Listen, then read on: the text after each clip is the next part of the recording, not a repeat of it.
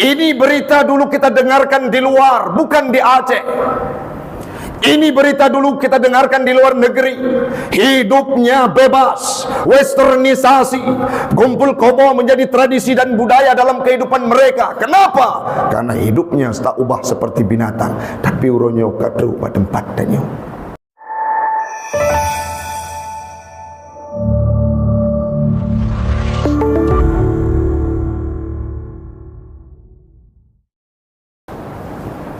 Assalamualaikum warahmatullahi wabarakatuh.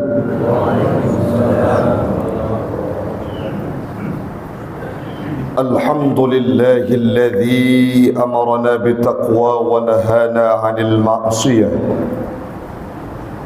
Wassalatu wassalamu ala sayyidina Muhammadin khairil bariyah وعلى آله وصحبه ومن تبع رسالته العزيزة. أما بعد فيا عباد الله اتقوا الله حق تقاته ولا تموتن إلا وأنتم مسلمون. فقال الله تعالى في القرآن الكريم: أعوذ بالله من الشيطان الرجيم. بسم الله الرحمن الرحيم.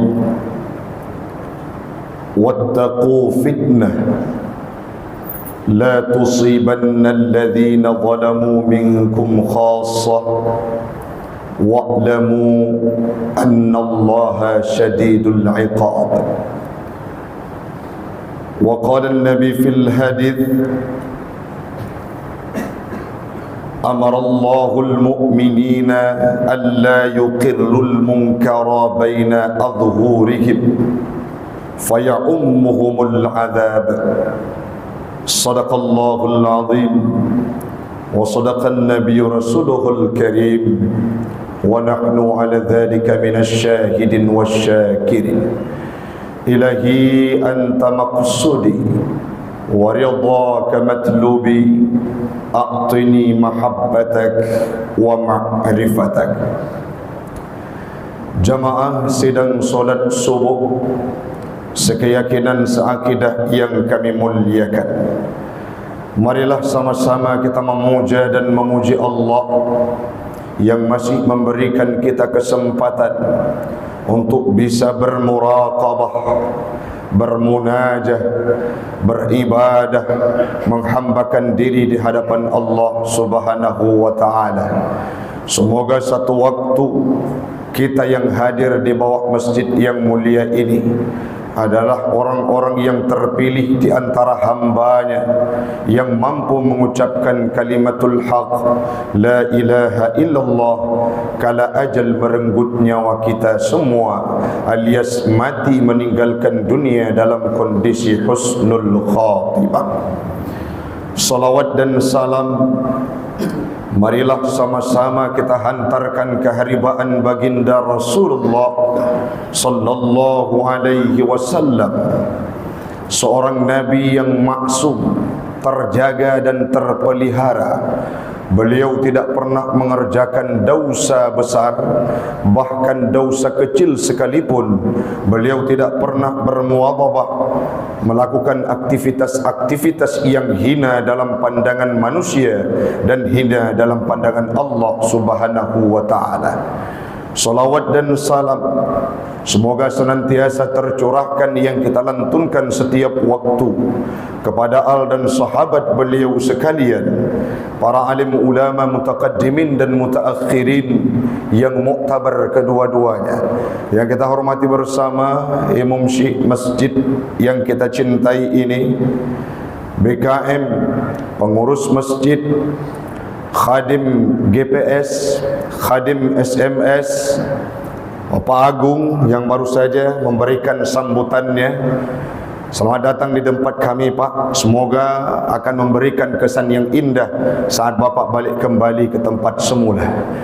Tentunya yang kami muliakan kepada seluruh jamaah yang kami kenal, namun tidak mungkinlah pada subuh ini kita sebutkan namanya satu persatu, tapi yakinlah semuanya kita akan dimuliakan oleh Allah Subhanahu wa ta'ala. Semoga duduk kita pada pagi pada subuh yang mulia ini akan menjadi duduk yang menjadi saksi. Bangunan ini akan bersaksi di yaumil qiyamah di hadapan Allah, untuk kemudian mereka meminta kita semua dikumpulkan oleh Allah dalam surganya Jannatul Firdaus, Jannatun Naim. Amin, amin ya rabbal alamin. Hamba Allah jamaah sekalian, mengawali tahun baru Hijriah sampai hari ini sudah bulan kedua. Sangat banyak kasus-kasus kemaksiatan yang terjadi dan dipublikasi oleh masyarakat, oleh para pemuda, oleh manusia yang berada di sekeliling kehidupan kita. Yang pernah kami rangkum dalam sebuah catatan Kominfo Luxmawi, mereka telah menindak 43.000 konten perjudian sejak awal Januari 2025 hingga sampai saat ini. Dan itu terus terjadi, tidak hanya dalam sektor perjudian. Kemaksiatan baru saja Satuan Reses Narkoba Polres Kota Luxmawi memusnahkan barang bukti narkotika jenis sabu seberat 40,27 gram dan ganja seberat 2.000 gram lebih di halaman Polres Kota Luxmawi. Ini terjadi dalam bulan ini dan beberapa waktu yang lalu. Belum lagi kita berbicara bagaimana maraknya perzinahan yang dilakukan oleh masyarakat.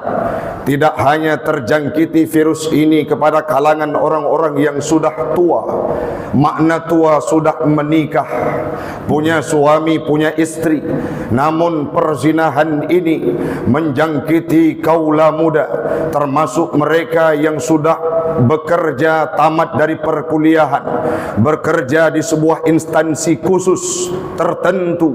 Begitu juga para mahasiswa turun ke bawah, ada adik-adik kita di bangku SMA. Bahkan yang paling tragis, perzinahan, prostitusi ini sudah menjangkiti anak-anak kita yang masih berseragam putih biru alias berada di bangku SMP sederajat. Belum lagi orang-orang yang mengumbar aurat, baik itu laki-laki ataupun perempuan, baik itu kalangan-kalangan para pemuda bahkan yang sudah dewasa, baik itu yang dara, yang mana tradisi mengumbar aurat ini menjadi budaya yang semakin hari semakin meningkat secara prestisius, dan ini merupakan kemaksiatan yang dilakukan oleh oknum-oknum yang tidak bertanggung jawab yang sudah merebak dan mewabah di tempat kita. Baru-baru ini yang sangat viral dan membumingkan media sosial, adanya praktek-praktek pornografi di akun salah satu platform media sosial yang dilakukan oleh generasi bangsa Aceh, dan itu tentu mencoreng nama baik alma mater, khususnya kita semua warga Aceh. Yang selanjutnya, dari survei yang kami lakukan, kemaksiatan tertinggi yang dilakukan oleh manusia, oleh masyarakat di sekeliling kita jemaah sekalian, tidak lain tidak bukan adalah meninggalkan solat. Yang mana hari ini kita orang-orang yang melaksanakan solat di masjid merupakan minoritas dibandingkan dengan mereka yang berKTP-kan Islam tetapi meninggalkan solat, bahkan tidak beban dalam kehidupan mereka, tidak pernah hadir ke tempat solat, tidak pernah mempergunakan keningnya untuk sujud di hadapan Allah secara tidak langsung. Kita orang yang mendirikan solat 5 waktu dalam kondisi kondisi berjamaah, dan solat kita tidak pernah kita tinggalkan barang satu waktu pun. Kita semua jamaah sekalian merupakan minoritas dari mereka yang mayoritas. Apa maknanya? Sangat banyak orang-orang yang kadangkala mereka berkatipikan Islam, tapi kalau kita lihat kadangkala solatnya zuhur asar ditinggalkan, solatnya maghrib subuh tidak bangun, solatnya isya asar diabaikan karena faktor alasan yang mereka berikan, hujah yang mereka berikan dalam kehidupan. Dan kita hari ini penghuni masjid sangat sedikit dibandingkan dengan orang yang berada di luar masjid. Tanya minoritas bu, tanya minoritas pak, kita minoritas wahai jemaah sekalian. Siapa? Orang-orang yang mengerjakan solat. Kemaksiatan yang kita sampaikan tadinya, apakah kita perlu khawatir terhadap hal tersebut? Jelas. Kenapa? Karena Allah berfirman dalam Al-Quran, surah Al-Anfal ayat 25 yang kami bacakan tadi. Bagaimana bunyinya? Wattaqu fitnah, takut olehmu wahai Muhammad, dan tentunya hamba umat-umatnya Muhammad, kita yang berkatipikan Islam. Apa yang mesti kita takuti? Al-fitnah. Apa makna fitnah? Ihtibaran wa balaan, mihnah wal azab, al azab wal uqubah. Makna dalam bahasa kita, makna fitnah ditafsirkan oleh mufassir dalam kitab Hidayah, dalam tafsir Hidayatul Quran, dalam tafsir Al-Bughawi, dalam tafsir Ibnu Katsir. Apa yang disampaikan? Makna fitnah yang disampaikan oleh Allah adalah bencana, malapetaka, musibah, bencana alam yang terjadi, yang hadir dalam kehidupan kita, membuat kita mesti takut. In asabatkum, jika ditimpakan oleh Allah Ta'ala kepada kalian. Kenapa Ustaz kita mesti takut? Allah melanjutkan firman-Nya, la tusibanna alladhina zalamu minkum khassa, di mana musibah dan malapetaka tersebut tidak hanya ditimpakan kepada orang-orang yang melakukan kemaksiatan itu saja. Musibah dan malapetaka tersebut tidak hanya dirasakan oleh mereka yang berjudi saja. Musibah dan malapetaka tersebut tidak hanya hadir ke rumah orang-orang yang meninggalkan solat, tidak hanya dirasakan oleh orang-orang yang melakukan perjudian, mabuk-mabukan, perzinahan, melainkan saat dihadirkan musibah dan malapetaka oleh Allah Ta'ala, kita semua jemaah sekalian ikut merasakannya, musibah yang dihadirkan oleh Allah Subhanahu wa Ta'ala. Disampaikan oleh Nabi yang kami baca hadis tersebut dalam tafsir Hidayatul Quranil Karim, ma min qaumin yu'malu fihim bil ma'asi hum a'azzu wa aksaru mimman ya'maluhu. Tidaklah satu kaum ada seseorang yang melakukan kemaksiatan, sedangkan komunitas tersebut mereka aksaru wa a'azzu, lebih tinggi jabatannya, lebih kuat vokalnya, lebih banyak mereka kuantitasnya, lebih banyak dibandingkan orang yang melakukan kemaksiatan. Summa lam yughayyirhu, tetapi mereka tidak mau merubahnya.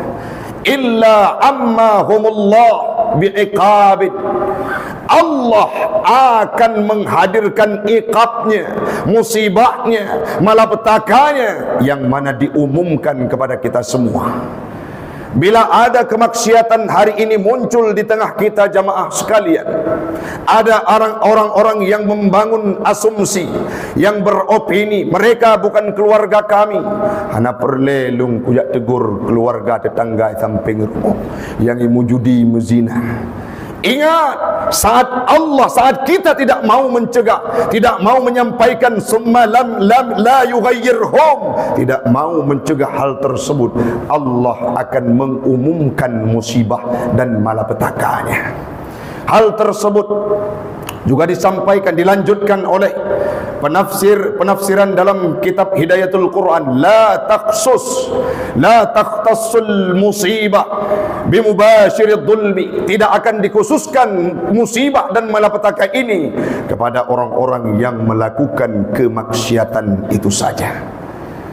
Jamaah sekalian, apa yang kita rasakan hari ini? Ujian baru 2 hari kurang lebih kita merasakan bagaimana curah hujan itu turun dan membuat hati kita tenang. Di daerah-daerah persawahan, kemarin kami khutbah Jumat di Masjid Hanafiyah Luksukun. Jamaah panitia masjid menyampaikan, Ustaz, baru beberapa hari kami semai padi, tetapi tanah sawah itu kering kerontang, pecah Pak. Kuang le di kampung lun di Nisa, padi tengah hidup mubok sehingga bunganya tidak maksimal. Kenapa? Kering kerontang. Baru 2 hari diberikan hujan oleh Allah Ta'ala. Kita lihat ke belakang, berapa derajat Celcius panas setiap hari. Saya pernah mengukur, kawan-kawan mengukur berapa derajat setiap pada waktu panas. Jam 10 saja sudah mencapai angka 36 derajat. Bahkan ada pada waktu siang itu 38 derajat. Bahkan tidak menutup kemungkinan 40. Ini panas yang dirasakan oleh orang-orang yang berada di Timur Tengah, khususnya di Mekah. Tapi sekarang sudah kita rasakan di daerah Khatulistiwa. Su'um urau, jam 10 kita keluar dari rumah, Bu. Ini kita rasakan semua. Posiplu terbit dari rumah seolah-olah jam 12 siang. Kenapa itu bisa terjadi? Musibah yang dihadirkan oleh Allah Ta'ala. Belum lagi kita berbicara krisis ekonomi. Tidak hanya jamaah sekalian, saya pun merasakan bagaimana pekik retirnya kehidupan. Yang dulu kadangkala uang itu bisa kita bersedekah dengan loyal. Artinya ada guru-guru di An-Nahlah termasuk Tengku Fadil, kadangkala setiap hari ayo kita makan, ada rezeki yang hadir. Tapi hari ini berbeda kasus, berkurang sedekah yang kita berikan. Kenapa? Karena memang kita diterpa dengan krisis ekonomi. Belum lagi berbicara sembako yang makin menunjak. Harga beras dari waktu ke waktu meningkat secara prestisius. Belum lagi minyak ikan, bahkan kadang-kala apa angkut turai harap teruk 20 ribu. Pakai Ustaz tepu belanja daya leureng di tempat konsumsi, sampaikan Nabi hantip le belanja dumno kejut engkau cukup mahal-mahal kedai. Ini krisis yang kita rasakan dihadirkan oleh Allah Ta'ala. Bukan tidak ada penyebab. Ini penyebabnya maksiat yang dilakukan oleh segelintir manusia. Kita perjelas hari ini, subuh ini, apa maksiat yang dilakukan. Kasus yang kami terima, Bu. Pernah kami duduk sharing dengan PPA, dan salah seorang penasihatnya adalah kawan kami Ustaz Fajri Shihabuddin. Beliau menyampaikan ada sebuah kasus yang membuat hati kita pilu. Nasidra wa nainam. Ini kita perbanyak menggunakan bahasa Indonesia supaya Pak Anggung paham ya Pak. Ada satu anak perempuan, malam tidak pernah keluar. Dia umurnya sudah berada di bangku SMA. Tidak pernah keluar karena memang tidak pernah diizinkan sama orang tua laki-laki dan perempuan. Kalaupun ada perlu tugas, didampingi oleh ayahnya. Rupanya setelah disurvei, dilakukan cross check, singkat cerita, cuman dia pergi ke sekolah pada waktu pagi, pulang jam 2, jam 3, jam 4. Alhasil 7 kali sudah dia berzina dengan pasangannya. Dijaga dengan bagus oleh orang tuanya. Jangankan keluar pada waktu maghrib, malam tidak ada cerita. Setiap malam dibimbing kehidupannya, tapi bisa saja berzina sampai 7 kali. Saking sebegitu dangkal pemahaman agama. Baru panitia masjid kebetulan anggota WH cerita kepada kami, Ustaz, ada sebuah kasus yang membuat saya sedih setiap waktu. Kenapa? di wilayah kita Aceh Utara Luxmawi, katakanlah ada seseorang, tidak kita sebutkan tempatnya, apa yang terjadi? Sidro ayah, satu orang ayah berzina dengan anak kandungnya, uronyo. Anak dari hasil perzinaan tersebut umurnya sudah 10 tahun. Cina bayangkan. Ini berita dulu kita dengarkan di luar, bukan di Aceh. Ini berita dulu kita dengarkan di luar negeri. Hidupnya bebas, westernisasi, kumpul kebo menjadi tradisi dan budaya dalam kehidupan mereka. Kenapa? Karena hidupnya tak ubah seperti binatang, tapi uronyo kadu pada tempatnya. Aceh Serambi Mekah, Aceh marwah syuhada, Aceh marwah ulama, Aceh tempatnya para aulia, Aceh Serambi Mekah. Hari ini kalau kita ingin berbicara Aceh Serambi Mekah, tutup muka, malu kita di hadapan awak media. Kejahatan terus terjadi secara prestisius. Apakah orang tidak mau menegur? Ada yang menegur, kadang-kala dibungkam mulutnya. Hari ini Ustaz Taufik bukan tidak ada risiko saat memberikan tausiah. Saya pernah saat menyampaikan satu kasus menyangkut dengan oknum MC hadir yang mereka sudah menggiring tradisi budaya walimatul urs yang merupakan sunnah Nabi kepada hal-hal yang berbau maksiat. Apa yang terjadi? Diancam, diteror, diintimidasi. Datang mereka untuk membuat kami terbungkam mulut, tidak bisa menyampaikan kebaikan. Tetapi hal tersebut tidak memupuskan semangat kami untuk menyampaikan kebaikan. Ini yang kami sampaikan jemaah sekalian, belum tentu long urang kaget hat golok dente. Tanya tugas sampaikan. Bisa saja orang yang menyampaikan ini seperti agen di mobil. Urang peek gau dalam motor kana bat terminal. Pegah ke gau juga pegah habis. Gau bi itu motor berangkat ke Medan Bandar, ganyan tinggal pada terminal. Hari ini yang kita harapkan apa? Semua kita, semoga yang hadir ke masjid ini, pulang kita dari tempat ini, kita perhatikan satu persatu di antara anggota keluarga kita, apakah mereka termasuk di antara individu, orang-orang yang melakukan kemaksiatan. Tugas kita adalah untuk meminimkannya. Padu muro yang kau likut nyo ya beh gura lewat P3K yang laki maah yang kalewat P3K ya ina. Tapi bak koran Serambi tulis bek nazalah 2000 sekian gepasah suami karena lewat P3K nyambrak sakit urina. Tapi bukan itu motifnya, berbeda-beda Pak. Setelah kami konsul, yang memang tidak dinafkahi okeylah, mungkin ada satu sektor yang membolehkan. Tapi ada motif karena selingkuh, karena sudah dapat pasangan yang baru di sektor kerjanya, sudah sering sehingga mereka muncul cinlok, terjadi perzinahan. Nah, pernah lun cerita di satu kantor camat mereka berzina dalam mobil. Walaupun tidak terjadi zina besar, tapi prolog zina sudah terjadi, dan itu merupakan tindak asusila yang dilakukan oleh dua orang yang sudah punya suami, yang laki-laki sudah punya istri. Padung bulan yang koliker beberapa saat yang lalu, beberapa waktu yang lalu, pernah disampaikan oleh Bapak Heri saat beliau menjabat sebagai sekretaris Satpol PP waktu itu, Ustaz Taufik, pernah kami temukan dua orang yang pasangan laki-laki atau dan perempuan berkumpul dalam satu rumah, tepatnya jam 12 siang mereka berzina. Yang laki-laki sudah punya istri, yang perempuan sudah punya suami. Ini merupakan sebuah fenomena seperti gunung es di Kota Luxmawi. Bahkan Pak Maah cakap yang tuh kelun cerita, ada satu berita Ustaz Kardawi Tengku Razi yang sering jadi imam di IPS.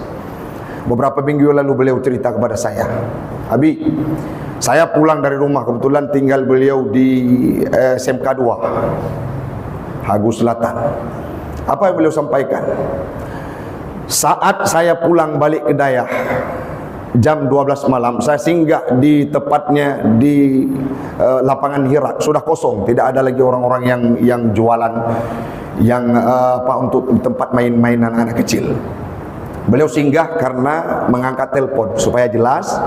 Beliau singgah di sana. Kebetulan pada malam tersebut beliau gunakan pakaian ala anak muda. Tahu apa yang terjadi Bapak Ibu sekalian? Terus sampai ngane darah, pakai masker. Umurnya mahasiswa ataupun SMA.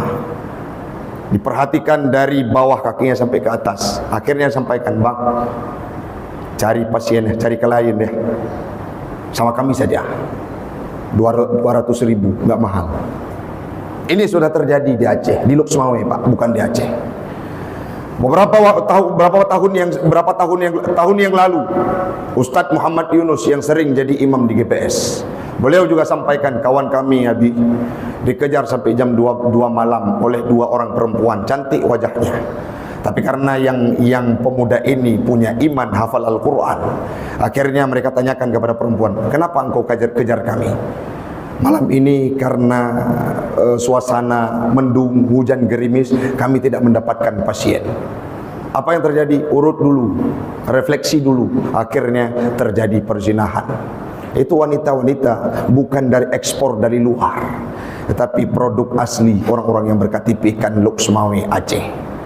Seperti itu bobroknya akhlak, dekadensi moral yang sangat luar biasa. Awas Bu, bukan saya mengajak, tapi saat anak kita antarkan ke pendidikan umum yang tidak kita gali dengan pendidikan agama, ditakutkan dalam zaman sekarang ini mereka melakukan tindak asusila. Tengah puasa ge lewur yang ge video pineh jomblang cuma-cum bajai tempe.